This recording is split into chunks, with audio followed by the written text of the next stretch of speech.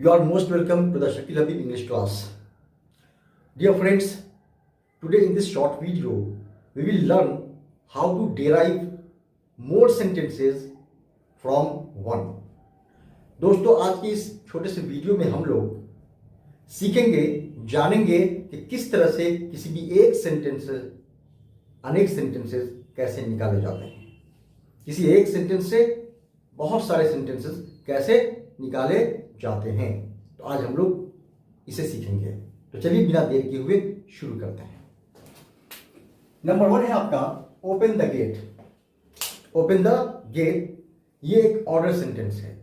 याद रखें, order sentence command sentence की जो स्टार्टिंग होती है, जो शुरुआत होती है, वो V1 से होती है, मतलब वर्ब के फर्स्ट फॉर्म से होती है, वर्ब के पहले रूप से होती है। अब आप पूछेंगे वर्ब का फर्स्ट फॉर्म क्या होता है?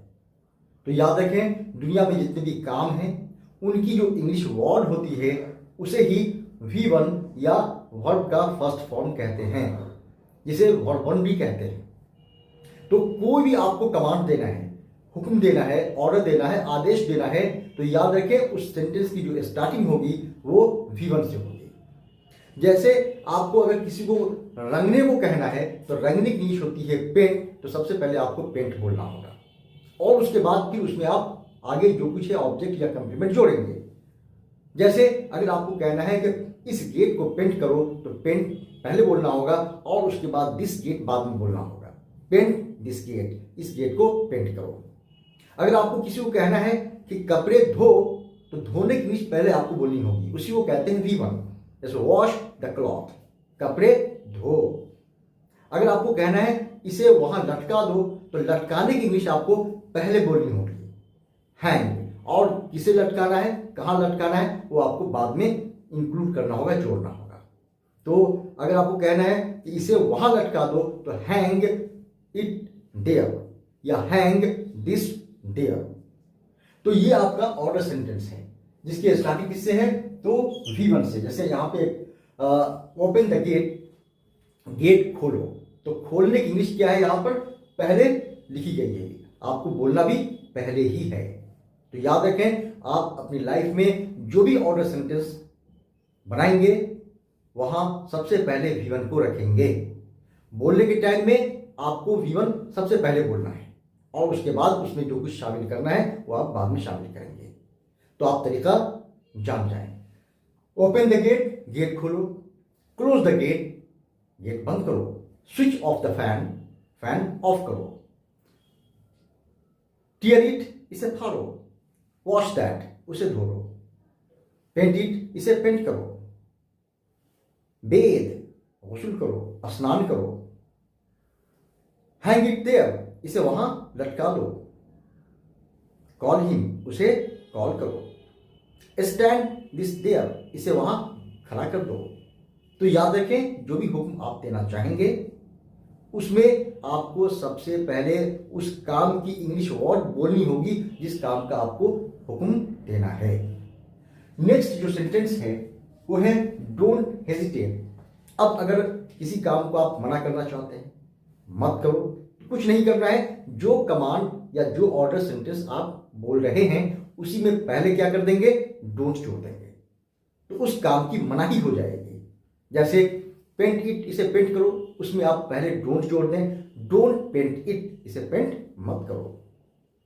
हैंग इट देयर, इसे वहां लटका दो, उसमें आप डोंट जोड़ दें, तो डोंट हैंग इट देयर, इसे वहां मत लटकाओ।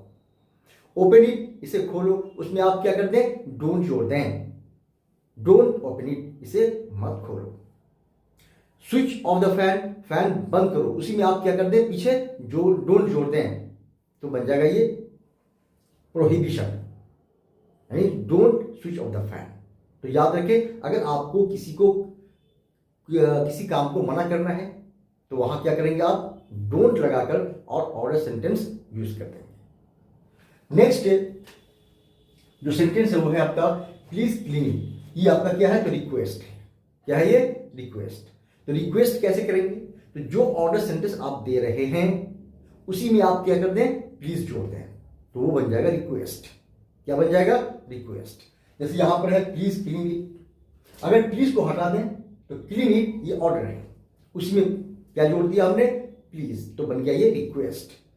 तो रिक्वेस्ट करने के लिए आपको करना क्या है, जो ऑर्डर सेंटेंस है, जिस काम को करने का आप रिक्वेस्ट करना चाह रहे हैं, है नहीं, उस काम की इंग्लिश वर्ड सबसे पहले आएगी और उसके पहले आपको क्या करना है, प्लीज जोड़ देना है।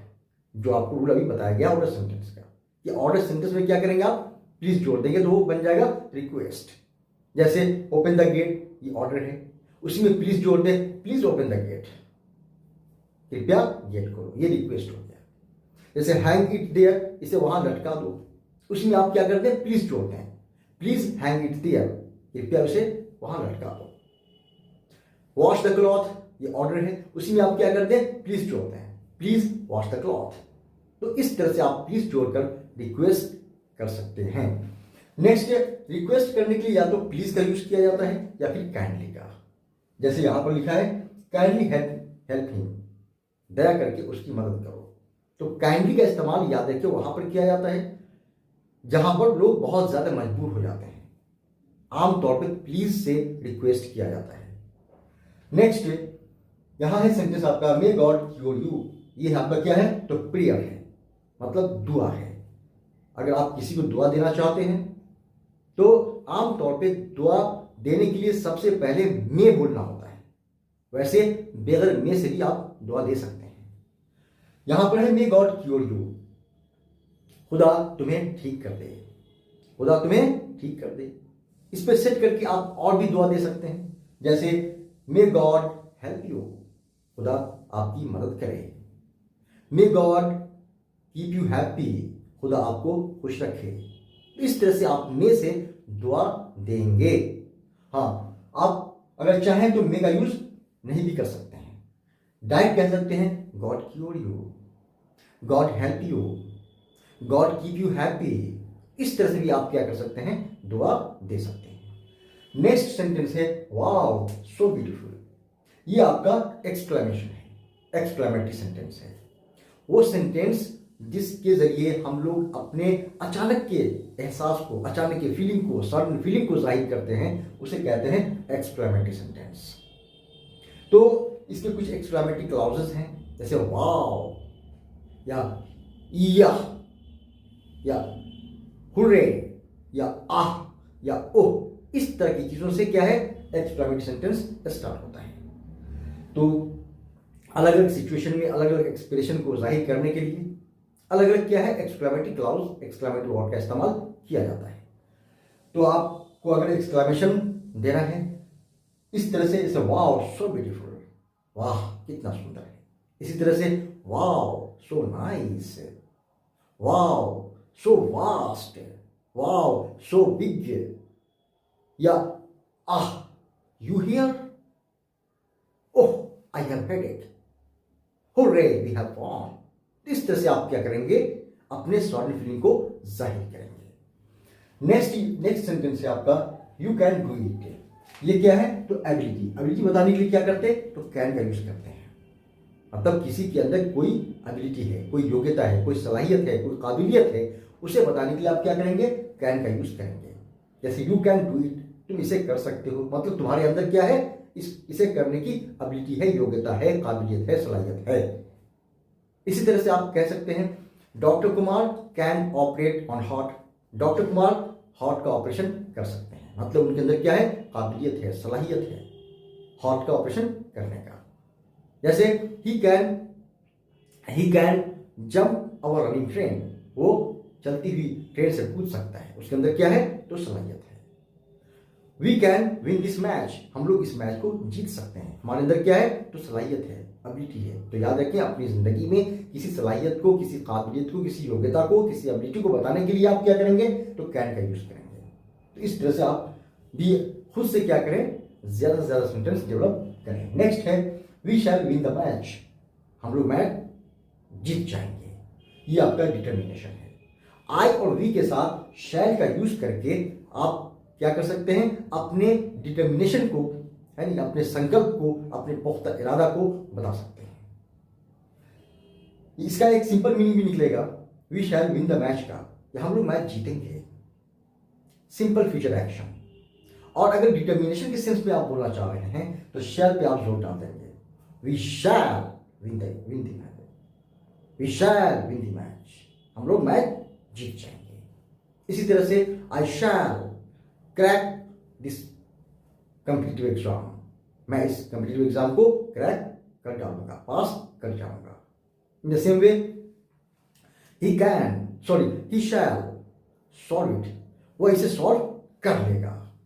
तो याद रखें किसी भी डिटर्मिनेशन को बताने के लिए क्या करेंगे आप, शैल का यूज करेंगे। नेक्स्ट है आपका you should work hard, you should work hard, तुम्हें सख्त मेहनत करनी चाहिए या आपको सख्त मेहनत करनी चाहिए। तो यहां पर क्या है, ये आपका एडवाइस है। एडवाइस देने के लिए याद रखें शुड का आप यूज करेंगे। एडवाइस किसी भी काम का दिया जा सकता है, जैसे you should take the medicine on time, आपको समय पर दवा लेनी चाहिए। You should walk daily in the morning, आपको सुबह में रोज टहलना चाहिए। You should focus on your goal, आपको अपने गोल पर फोकस करना चाहिए। तो इस तरह से आप चाहें तो जितना चाहें एडवाइस दे सकते हैं। एडवाइस देने के लिए क्या करेंगे आप, शुड का यूज करेंगे। नेक्स्ट है आपका we used to play here, ये आपका रिपीटेड एक्शन ऑफ पास्ट, मतलब ऐसा काम जो पास्ट में बार बार हुआ करता था। ऐसे काम को बताने के लिए क्या करेंगे आप, यूज्ड का इस्तेमाल करेंगे। यहां पर है वी यूज्ड प्ले, यूज्ड के बाद क्या करेंगे, V1 का यूज करेंगे, यानी वर्ब वन का। वर्ब वन कहते किसको है, दुनिया में जितने भी काम हैं उनकी इंग्लिश वर्ड को V1 कहते हैं, वर्ब वन कहते हैं, वर्ब का फर्स्ट फॉर्म कहते हैं। तो यहां पर है वी यूज्ड प्ले हियर, हम लोग यहां पर खेला करते थे, मतलब बार बार, एक बार नहीं बार बार। अगर ये कहा जाए कि हम लोगों ने यहां पर खेला था, तो इससे पता चलता है काम एक बार हुआ था, तो वहां पे हैड के साथ V3 का यूज करेंगे। वी हैड प्लेड हियर, इससे पता चलता है काम एक बार पास में हुआ था। लेकिन अगर पास में काम बार बार हुआ था या होता था, तो वहां पर क्या करेंगे आप, यूज्ड के साथ V1 का इस्तेमाल करेंगे। वी यूज्ड प्ले हियर, हम लोग यहां पर खेला करते थे। जैसे ही यूज्ड कम टू मी, वो मेरे पास आया करता था। अगर वो मेरे पास एक बार आया था तो आप कहेंगे he had come to me, वो मेरे पास आया था, मतलब एक बार। अगर बार बार आता था तो वहां पर यूज्ड के साथ V1 का यूज कर देंगे। ही यूज्ड कम टू मी, वो मेरे पास आया करता था। आई यूज्ड टीच हिम, मैं उसे पढ़ाया करता था। I used give him money, मैं उसे पैसे दिया करता था। दे यूज्ड इन्फॉर्म अस, वे लोग हमें इन्फॉर्म किया करते थे। तो याद रखिए पास्ट में कोई भी काम बार बार हुआ करता था, तो वहां पर क्या करेंगे आप, यूज्ड के साथ प्ले का इस्तेमाल करेंगे। तो आप क्या करें, ये सारे सेंटेंसेस जो हैं इन पर ज्यादा से ज्यादा सेंटेंस डेवलप करने की कोशिश करें खुद से ही। इसी जैसे अगर आप मेरे चैनल पर नए हैं तो प्लीज आप मेरे इस चैनल को सब्सक्राइब कर दें, ताकि मेरी इस तरह की वीडियोस आप तक रेगुलर पहुंचती रहे। Thank you very much.